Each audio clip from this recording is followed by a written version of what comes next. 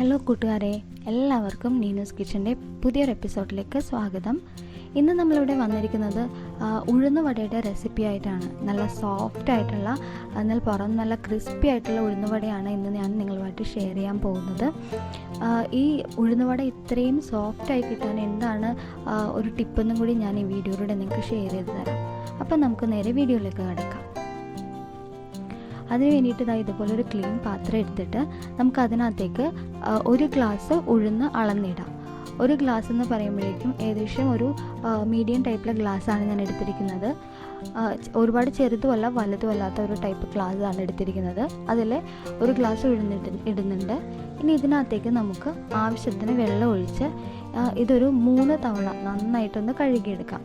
അതിലെ പൊടിയെല്ലാം കളഞ്ഞ് നല്ലോണം ഒന്ന് കഴുകിയെടുക്കാം, നല്ലോണം വൃത്തിയാക്കി എടുക്കാം. ഇപ്പോൾ ഇതെല്ലാം 3 തവണ നന്നായി കഴുകി എടുത്തിട്ടുണ്ട്. ഇനി നമുക്കിത് ഒരു വൈകുന്നേരം വരെ, അതായത് ഒരു 8 മണിക്കൂർ വെള്ളത്തിൽ കുതിർത്തിയിടാം.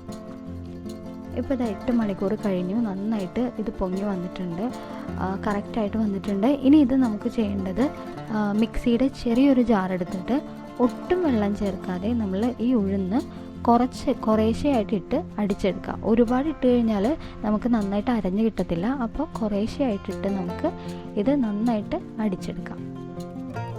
ഇപ്പം നമുക്ക് അടിച്ചെടുത്തിട്ട് വരാം. ഇപ്പോൾ നന്നായിട്ട് ഇത് അരഞ്ഞ് വന്നിട്ടുണ്ട്. നോക്കിക്കേ, ഇതുപോലെ നന്നായിട്ട് അരയണം. ഇനി ഒരുപാട് അരഞ്ഞിട്ടില്ലെന്നാണെങ്കിൽ 1 ടീസ്പൂണോളം വെള്ളം മാത്രം ചേർത്ത് കൊടുത്താൽ മതി. ഒരുപാട് വെള്ളം ഒരിക്കലും ചേർത്ത് കൊടുക്കരുത്. ഇനിയിപ്പോൾ നമ്മളിത് മുഴുവൻ അരച്ചെടുത്തിട്ടുണ്ട്. ഇനി ഈ അരച്ചെടുത്ത ഈ മാവ് ഇനി നമുക്കിതൊന്ന് നന്നായിട്ട് കുഴച്ചെടുക്കണം എന്ന് പറഞ്ഞാൽ കൈ ഉപയോഗിച്ച് നല്ലോണം തന്നെ കുഴയ്ക്കണം. കൈ നമുക്ക് ചിലപ്പോൾ കഴിച്ചു പോകും, അതുപോലെ ബലം ഉണ്ടാവും ഇതിന്. അപ്പോൾ നന്നായിട്ട് ഇതിനെ കുഴച്ച് ഒന്ന് സോഫ്റ്റാക്കി എടുക്കണം. ഈ ഒരു കുഴക്കുന്നതിൻ്റെ ഈ ഒരു രീതിയിലാണ് നമ്മുടെ ഉഴുന്നുവട സോഫ്റ്റായി കിട്ടുന്നത്. അതാണ് ഞാൻ പറഞ്ഞത്, ഒരു ടിപ്പ് പറഞ്ഞു തരാമെന്ന്. ഒരുപാട് കുഴച്ച് റെഡിയാക്കി വെക്കുമ്പോഴാണ് അതനുസരിച്ച് ഉഴുന്നുവട നമുക്ക് സോഫ്റ്റായി കിട്ടുന്നത്. അപ്പോൾ ഇതിവിടെ ഒരു 4 മിനിറ്റോളം കുഴച്ചിട്ട് ഞാനിതിന് ഇവിടെ ഒരു മണിക്കൂർ റെസ്റ്റ് ചെയ്യാൻ വെക്കാം. ഇപ്പോൾ 1 മണിക്കൂർ കഴിഞ്ഞു. ഇനി നമുക്ക് ഇതിനകത്തേക്ക് ആവശ്യത്തിനുള്ള സവാള ചെറുതായിരുന്നത് ഒരു മീഡിയം ടൈപ്പ് സവാള എടുക്കാം. പിന്നെ നമുക്ക് ഇതിനകത്തേക്ക് ഒരു വലിയ പച്ചമുളക് ഇട്ട് കൊടുക്കാം, ചെറുതായി അരിഞ്ഞത്.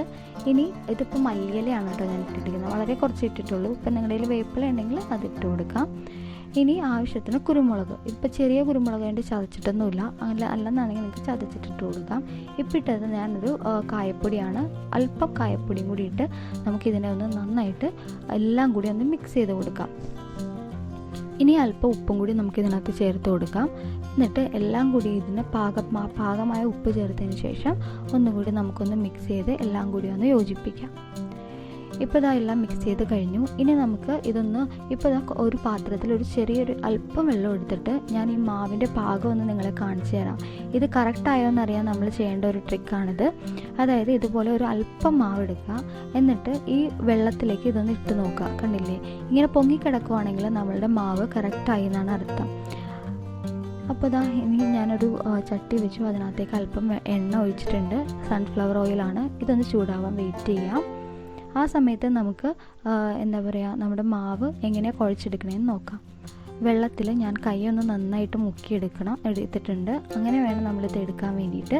എന്നിട്ട് അല്പം മാവെടുത്ത് അതൊരു ഉരുള പോലെ ഇങ്ങനെ ഉരുട്ടിയെടുക്കുക. വെള്ളത്തിൽ കൈ മുക്കിയില്ലെന്നാണെങ്കിൽ നമ്മുടെ കയ്യിൽ ഈ മാവ് ഒട്ടിപ്പിടിക്കും. എന്നിട്ട് ആ തള്ളവിരലൊന്ന് വെള്ളത്തിൽ മുക്കിയതിന് ശേഷം ഇതുപോലെ ഇതിന് നടുക്കൊരു ഹോൾ ഉണ്ടാക്കിയെടുക്കുക.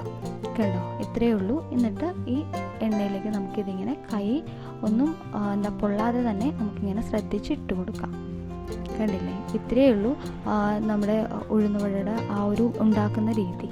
മനസ്സിലായോ? അപ്പോൾ ഇതൊന്ന് ഇങ്ങനെ തന്നെ ഫോളോ ചെയ്ത് കഴിഞ്ഞാൽ നമുക്ക് നല്ല അടിപൊളിയായിട്ടുള്ള, നല്ല പുറം ഭാഗം നല്ല ക്രിസ്പി ആയിരിക്കും, പക്ഷേ ഉള്ളിൽ നല്ല സോഫ്റ്റ് ആയിട്ടുള്ള ഒരു ഉഴുന്നുവട കിട്ടും. പിന്നെ ഈ സമയത്ത് നമ്മൾ മീഡിയം ടൈമിലിട്ട് മാത്രമേ, അതായത് ലോ ഫ്ലെയിമിലിട്ടിട്ടാണ് നമുക്ക് ഇത് വേവിച്ചെടുക്കേണ്ടത്. അല്ലെന്നാണെങ്കിൽ നമ്മുടെ ഉഴുന്നുവടയുടെ ഉള്ളൊട്ടും വേഗത്തില്ല, പുറം ഭാഗം പെട്ടെന്ന് അങ്ങോട്ട് കരിഞ്ഞു പോകും. അപ്പോൾ എല്ലാവരും അത് ശ്രദ്ധിക്കുക. ഉള്ളൊന്ന് വെന്ത് കിട്ടാനായിട്ട് അതിനെ ലോ ഫ്ലെയിമിലിട്ട് അതിനൊന്ന് വേവിച്ചെടുക്കുക. ഇപ്പോൾ ഇതാ ഇവിടെ നല്ല യെല്ലോയിഷ് ആയിട്ടുള്ളത് ഗോൾഡൻ പെയിൽ യെല്ലോ കളർ വന്നിട്ടുണ്ട്. ഇത് നമുക്കിപ്പോൾ ഉഴുന്നുവട തയ്യാറായി കഴിഞ്ഞു. ഇനി നമുക്കിത് എടുത്ത് മാറ്റാം. ഇതുപോലെ നമുക്കെല്ലാം തയ്യാറാക്കിയെടുക്കാം.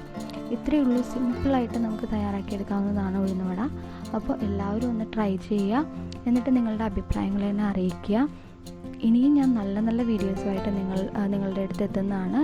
ഇത്രയും നാൾ എനിക്ക് തന്ന എല്ലാ സപ്പോർട്ടിനും നന്ദി. ഇനിയും എന്നെ സപ്പോർട്ട് ചെയ്യുക. അപ്പോൾ എല്ലാവർക്കും നല്ലൊരു ദിവസം ആശംസിക്കുന്നു. നമസ്കാരം.